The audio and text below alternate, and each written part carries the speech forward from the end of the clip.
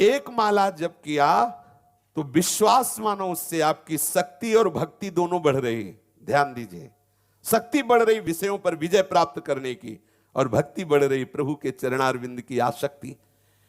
एक माला जप किया तो आपकी शक्ति और भक्ति बढ़ रही है। फिर ये शक्ति और भक्ति हमारी बढ़ क्यों नहीं रही? असाधन हो रहा है। जीवन भर करते रहो, असाधन करते रहोगे तो अनुभव में नहीं आएगा। कृपा सिंधु तो कृपालु हो, कुछ भी करें उनके ऊपर किसी का शासन नहीं, लेकिन आपको जो अनुभूति होनी परमानंद की, दिव्य साधना की, उसमें आपको सावधान होना पड़ेगा। अगर आप सावधान नहीं होंगे तो जन्म जन्मांतर लगेंगे, पर तभी आपको अनुभव होगा जब आप सावधान हो जाएंगे। भले समय आप नष्ट कीजिए तो आपको अगला जन्म देंगे प्रभु। जैसा आप पीछे वर्णन हुआ कि जो योग से भ्रष्ट हो जाते हैं उनकी क्या गतियां होती हैं। हम क्यों इतना लंबा खींचे? अभी से जो हमें कल करना है वो आज क्यों न करें? जो आज करना है वो अभी से क्यों नहीं? आना तो यही है, बिना निर्विषय हुए भगवत साक्षात्कार नहीं होगा। तो जलना तो है ही है, जब छोड़ना ही है तो कल क्यों?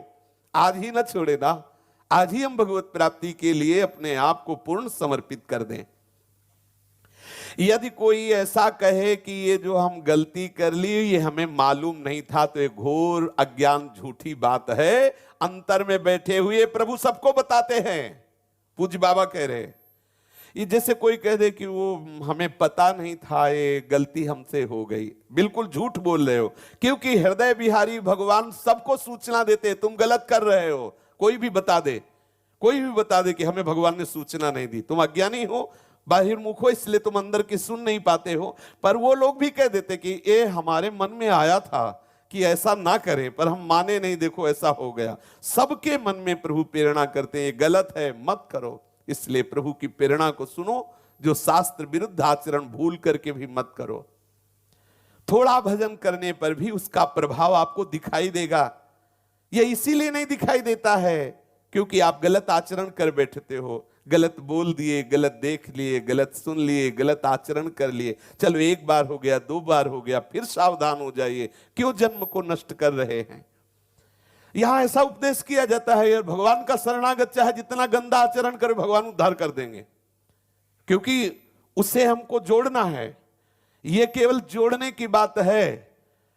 लोहा चाहे जितना जंगहा हो, पारसमणि उसे सोना कर देगी कब? जब स्पर्श हो जाएगा। स्पर्श होते ही लोहे का स्वरूप खत्म हो जाएगा। ऐसे ही जो देहाभिमानी जीव गुरु शरणागत, आचार्य के शरणागत, इष्ट के शरणागत, तो फिर भूल न दे कुमारक पाऊं, आएगी स्थिति आएगी। आप तभी तक परास्त हो रहे हैं जब तक आप आज्ञा का पालन नहीं कर रहे। हम हो या आप हो, शास्त्र आज्ञा गुरु आज्ञा की अवहेलना करेंगे तभी तक माया रौंदेगी। और नहीं आज्ञा पे चलना शुरू कर दे, फिर बताएं कि आपके पास विघ्न कहां है। विघ्न नाम की वस्तु ही नहीं है, केवल प्रभु ही प्रभु, आनंद ही आनंद। बड़े से बड़ा विघ्न आएगा आपकी भक्ति का, उत्थान करेगा, पतन हो ही नहीं सकता। पतन तभी होता है जब आज्ञा का उल्लंघन होता है, मनमानी आचरण होते हैं।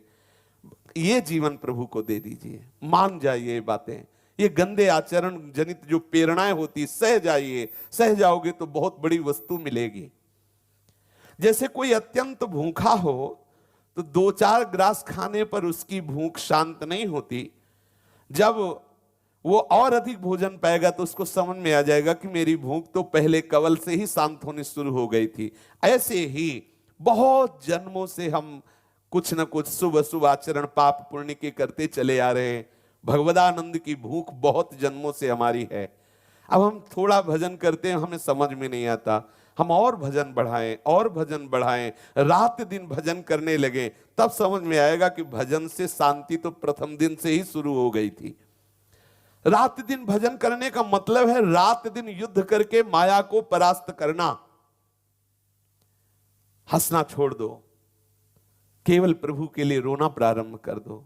पूज्य पादुड़िया बाबा जी कह रहे हैं, प्रभु मुझे विकारों से बचाओ, प्रभु मुझे निरंतरता भजन की दो, प्रभु अपने प्रेमी जनों का संग दो, प्रभु मुझे संभाल लो, मैं आपका होना चाहता हूं, आप मुझे वैसे आचरण दे दो, वैसी बुद्धि दे दो। यदि हमारा रोना प्रभु के लिए होने लगे तो हमारा काम बन जाए। देखो विवश क्या करता है, बच्चा क्या करता है, रो देता है क्योंकि उससे कुछ होने वाला नहीं। तो हम कम से कम रोना तो सीख जाए। हम एकांत में बैठकर अपने प्रभु से प्रार्थना करें कि प्रभु मुझे संभाल लो। जब आपने स्वीकार किया है, शरणागति दी, तो नाथ मुझे अपने लायक बना लो। भजन करने वाले का जब तक भजन में राग नहीं होगा तब तक उसके हृदय में सच्चाई नहीं आएगी। ध्यान दीजिए, हमारा भजन क्यों नहीं निरंतर होता? क्योंकि भजन में महत्व बुद्धि नहीं है। नाम जप कर रहे हैं, विषय की बातें कर रहे हैं, प्रपंच की बातें कर रहे हैं, आवश्यकता पड़ी, बिना माला पूरा हुई है इसे छोड़ दिया, प्रपंच के कार्य में महत्व बुद्धि है। देखो इन महापुरुषों की महत्व बुद्धि, बात करने के लिए जब आता है तो हिचकते हैं कि कैसे नाम छोड़ करके बोले। वो मनाते हैं कि हमसे कोई बात न करे, हमसे कोई मिले ना, जिससे हमारे प्रभु का चिंतन न छूटे। पूज्य पंडित गया प्रसाद जी महाराज जैसे परिक्रमा लगाते होते, कोई संत महात्मा ही मिलने तो बहुत विवश हो जाते, फिर खड़े हो जाते। खड़े होकर जो वार्ता की वो भी भगवद वार्ता, और फिर परिक्रमा को प्रणाम करके रजमुख में डाल के फिर मौन होके लगाते। नाम नाम, इतना नाम में प्रेम हो जाए कि बोलना पड़े तो ऐसा लगे कि क्यों बोल रहा हूं, क्यों मैं बात कर रहा हूं। हमें थोड़ा उसके लिए कष्ट होना चाहिए बोलने के लिए। हम तो ऐसी साधारण बातों में माला रख देते हैं, साधारण बातों में भजन छोड़ देते हैं। भजन में जब तक राग नहीं होगा तब तक सच्चाई जीवन में नहीं आएगी।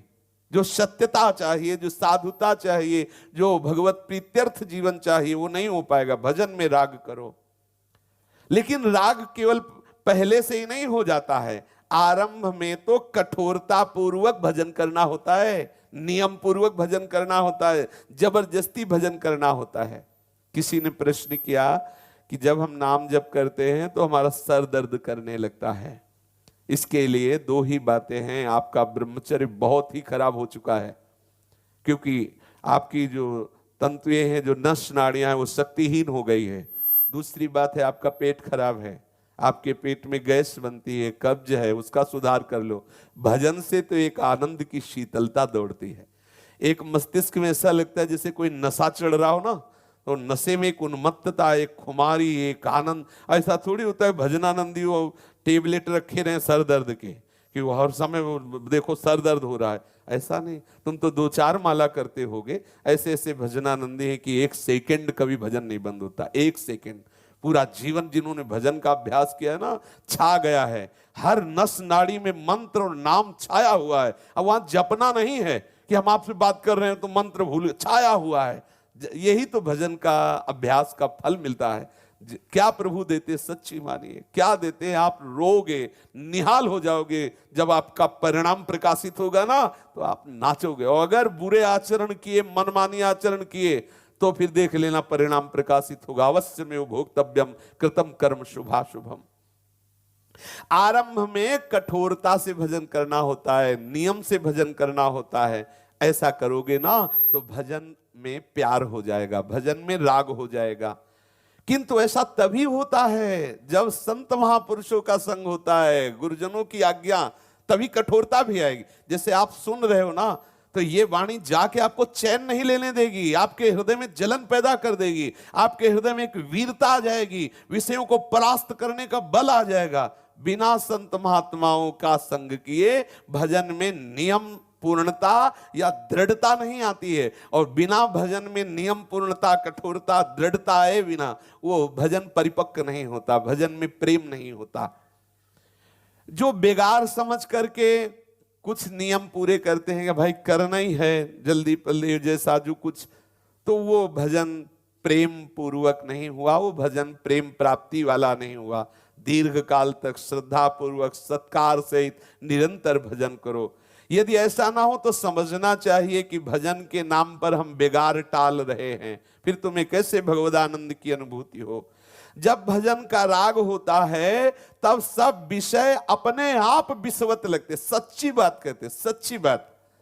जब आपके हृदय में भजन का प्रकाश होगा ना तो यही हृदय है, यही हृदय। एक दिन एक उपासक से कह रहे थे कि इसी हृदय ने हम ब्रह्मास्म का चिंतन किया है और इसी हृदय में सहचरी भाव का चिंतन हुआ है। तो यदि ऐसा होता कि सीधे आए हो सहचरी भाव तो समझ में आता कि नहीं, सबका स्वरूप सहचरी ही है, सबका स्वरूप सहचरी ही है। इसी आत्म तत्व का चिंतन हुआ था अहम ब्रह्मास्मि, इसी शरीर में, इसी शरीर में। और इसी का चिंतन उन्हीं की कृपा से जब हुआ कि मैं से, तो वही आत्मस्वरूप सहचरी जो आत्मस्वरूप अहम ब्रह्मास्मि, वही आत्मस्वरूप सहचरी, वही आत्मस्वरूप सखा, वही आत्मस्वरूप गोपी, वही आत्मस्वरूप दास। नहीं, कहां सुख है? बैठकर विचार कर लो एकांत में, किस जगह में सुख है, कौन सी वस्तु में सुख? केवल भ्रम। वो मृग भागता रहता है कि यहां जल नहीं, वहां जल नहीं, वहां मर जाता है, कहीं उसको प्यास नहीं बुझती।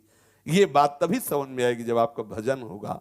भजन होगा तो कोई भी विषय आकर्षण रह ही नहीं जाएगा। हर विषय झूठा, हर विषय आपको विषवत लगेगा, पर ये विषयी पुरुष नहीं समझेंगे, उनको लगेगा केवल प्रवचन है, केवल भाषण है। नहीं नहीं, भजन करके देखो। बाबा कह रहे भजन का जब राग जागृत होगा तो विषय विषवत आपको अनुभव में आएगा। जब तक आपकी भजन में लगन नहीं है तभी तक ये सब गड़बड़ी है। संत श्री नारायण स्वामी जी कहते हैं, लगन लगन सब कोई कहे, लगन कहावे सोए, नारायण जा लगन में तन मन डारे खोए। वही लगन है जिसमें ना तन की शुद्धि रह जाए, ना मन किसी विषय का संकल्प करे, एकमात्र प्रीतम का चिंतन। कर्णवास से प्रायः 5 मील उत्तर में भेरिया नामक एक गांव है। उसके समीप विरक्त संतों के लिए एक आश्रम है, जिसमें अलग अलग अनेकों साधकों ने छोटी छोटी झोपड़ियां बना रखी थी और वहां वो सब साधना करते थे। पूज्य बाबा को जब पता लगा तो इतने बड़े महापुरुष होने पर भी ये दर्शन के लिए जाते। ये संतों की महिमा होती है कि देखें कैसे कैसे साधक भजन कर रहे हैं वैराग्य पूर्वक। तो बाबा वहां गए। इन आरण्यक विद्यालय के विषय में एक बार एक सज्जन ने महाराज जी से पूछा था। महाराज जी जब वहां गए, दर्शन हुए, तो वहां एक आए हुए थे। तो उन्होंने बाबा से कहा कि बाबा, ये साधक जन और साधु महात्मा जन ये भजन करते हैं और भीख मांगकर खाते हैं, क्या ये अकर्मण्यता नहीं है? अरे कमाएं खाएं, ये तो भीख मांगते खाते और माला चलाते हैं, ये क्या ठीक है? बाबा से कहा ये अकर्मण्यता नहीं है। तो बाबा ने उत्तर देते हुए कहा, अकर्मण्यता? अरे ये परम पुरुषार्थ है, परम पुरुषार्थ। सब लोग समझते हैं कि बाबा जी जो है ना भगवत मार्ग के पथिक, ये बड़े कायर जैसे होते हैं। कोई काम धंधा तो है नहीं, तिलक लगा लिया माला और यहाँ भंडारा वहां भंडारा खाया, वो पड़े हैं, बोले हराम का खाते हैं और पड़े इसलिए से। सच्ची मानिए, सत्य मार्ग पर चल कर देखिए, इससे बड़ा कोई काम है ही नहीं। त्रिभुवन में इससे कठिन कोई काम नहीं। सुन रहे हो ना, अभी थोड़ी देर पहले से अभी तक सुन रहे हो, है हिम्मत, छाती में हाथ रख के देखो। फावड़ा चला लेना, नौकरी कर लेना, पेशा कर लेना, खान पान सब वो एक अलग क्षेत्र है। जरा इस क्षेत्र की बातें सुनो। देखना चाहते हो देख नहीं सकते, छूना चाहते हो छू नहीं सकते।